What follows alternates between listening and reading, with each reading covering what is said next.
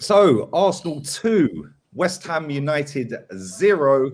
Arsenal put in probably their best performance of the season tonight for 90 minutes at least. Anyway, listen, we've been great in parts this season, Kenny Kem. You was at the game. You're charging your phone. You're getting warm. And you was at the game. What did you make of that overall, buddy? That is me, mate. That's the last time I come to the Emirates. Yeah. Can we have a picture real quick? Yeah. No. Hey, Yeah, let him I'm take a doing a picture. fan Go on, camera, let him Lee. take a Wait here. Stay. For Kenny, 8 minutes. Kenny. Hey, say hello. Lee, this guy wants to say Oh, hello. what are you saying? Yeah, Lee Gunner, come here. Come on, There's another great guy who wants to say hello as well. Say hello to Tell my mate Lee Gunner. Tell him Say on the hello. fan cam, Kenny. Say hello, guys. 2-0. 2-0. I'll come back to see you, man. Definitely, right? Yeah, All give right, it eight to definitely. 7 minutes, All right. man. Yeah, you was at the game, Kenny. What did you... Kenny's getting mobbed everywhere he goes. What did you make of that? Best performance of the season? No, I thought the first half, both teams showed each other too much respect. I thought, especially West Ham. If you look at the West Ham, when you were seeing them parts of last season, and when you see them this season as well, where they've had a very good start, they moved the ball a bit quickly. But what they didn't do is that you could tell that the ball was coming slow, especially down from Masuaku. It wasn't as crisp as when Creswell was playing. But all in all, I thought we paid them too much respect, and we kept on trying to get into shape. And then if you look at the first half, for me, the only bit of quality came was probably when Keane had that shot. But it was a case of West Ham last minute things in making great blocks, making tackles where it was close to the wind, where they were putting their foot in, going a bit low, but they're getting the ball. And I think that kind of made Taylor keep his eye on their tackles in the second half. Second half, I thought the players, and I think maybe Mikel got into it and said, look, this team has played a lot of games in Thursday, Sunday because of the Europa League. Also, they're not moving the ball quickly and they're playing so much respect. Quick football, up the tempo, and a great goal. Absolutely brilliant play by Lacazette. Miley opened open up his body, puts it past Fabianski. And I thought after that, there was only one team winning it. Even, I know West Ham are going to talk about the penalty, I'm sure we're going to get onto that. But we were quick. We were quicker to the ball. When West Ham were in attack, they were too slow. There was no overlaps. Mikel Antonio, wasn't running those channels. And that's what enabled us to take control. 100%. Listen, the way Martinelli finished that, it was Henry-esque. Yeah, just pass it into the bottom corner. And you're right, that was the first real moment of quality for me. Like, Tierney had the shot, yeah, and that was actually a very good save.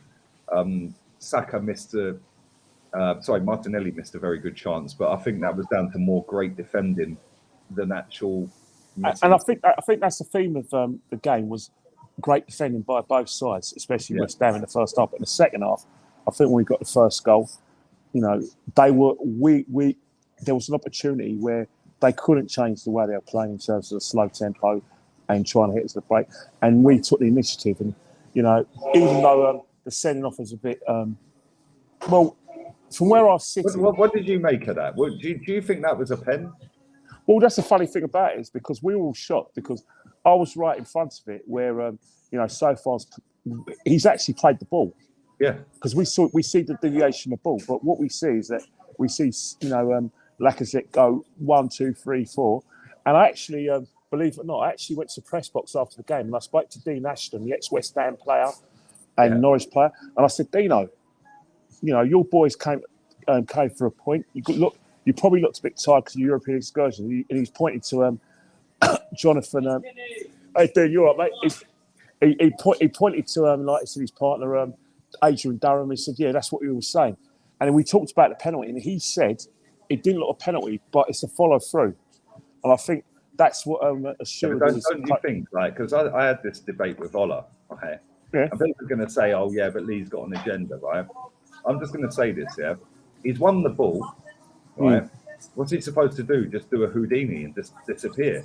It wasn't I think onto him. He was side on as Lacaz's coming in. So it's not like his studs are up and he's gone on him and done him down the chin. Do you know what I mean? I think the problem was that they were making tackles like that in the first half, and the referee was giving the benefit of the doubt. Dawson was making tackles like that.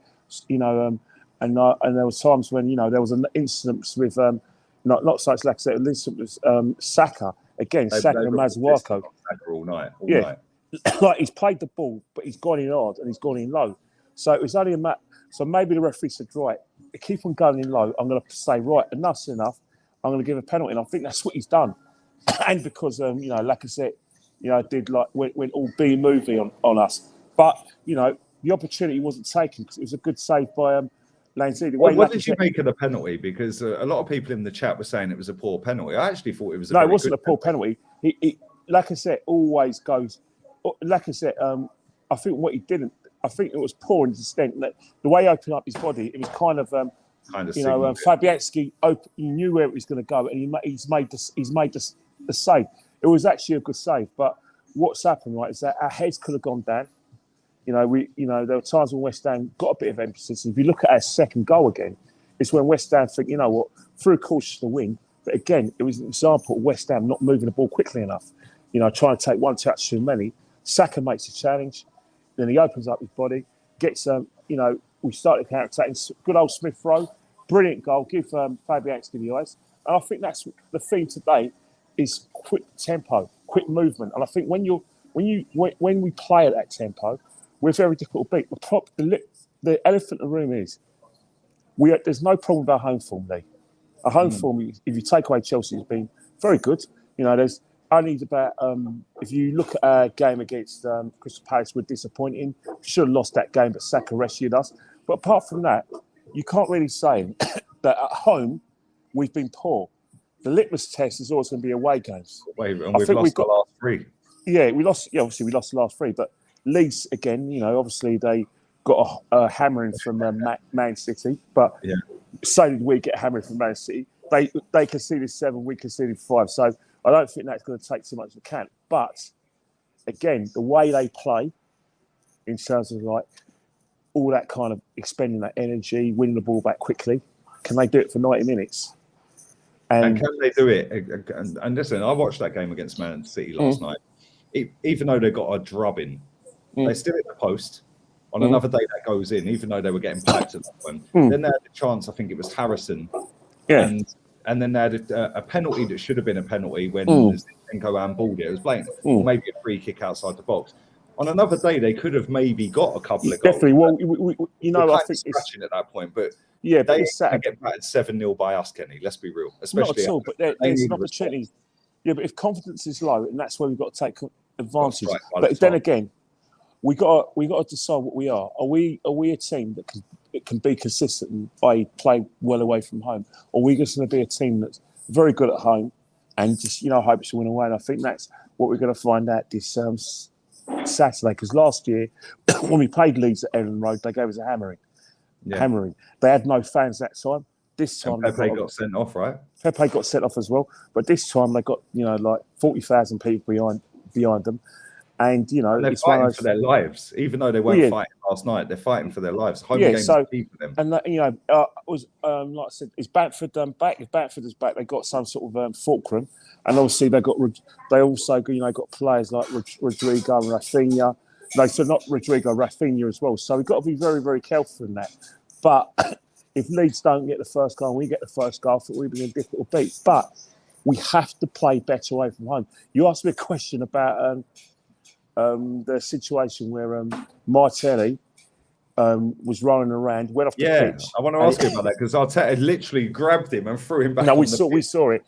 It was very visible at the ground as well, where it was kind of reminiscent of Partey at White Hart Lane last year, where he went off the pitch.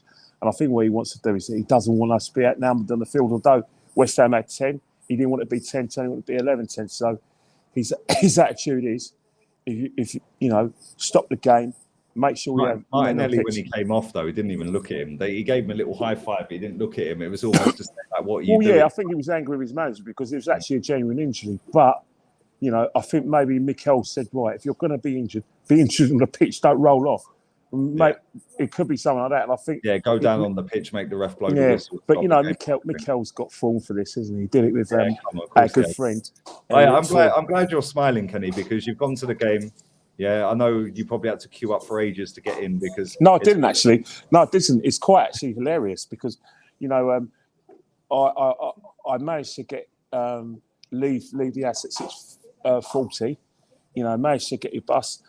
Got to the station, the tube station, and it was 10 minutes for a tube. So me and this guy got to Archway 721. And he said, right, I'll walk at such a frenetic pace. Please keep up with me. As soon as we got to the ground, I was thrashing him, and he was saying, bloody hell, you walk really quick. I thought, what happened to that frenetic pace you said? He needs to go gym with you, Kenny. Listen, we're going to do player ratings. It's going to be quite a while, Kenny. I know it's late. Get home safe. Go and take all your selfies with your fans. All right, don't worry. I'll speak to you guys soon. I'll set her out. I don't know. I think we're going to get horsewhipped. No, don't even sit on the fence. Don't get me wrong. Don't get me wrong. He's not the right man. And because we've been here before with Mikel, 2 steps forward, a few back. And I think I think one of the themes of Mikel's management is chronic inconsistency, and you know that could cost us. People asked me at the ground, "Can Arsenal get in the top 4?" And I thought, well, I think Man United have probably got more match winners than us. I think that's probably going to cost us. Obviously, Spurs got games in hand, so again, away from home. If you do it away from home, we've got a chance. But it won't be top 4. I think Europa League may be a bit realistic, but if we're not consistent away from home, then it'll be no Europe or the conference.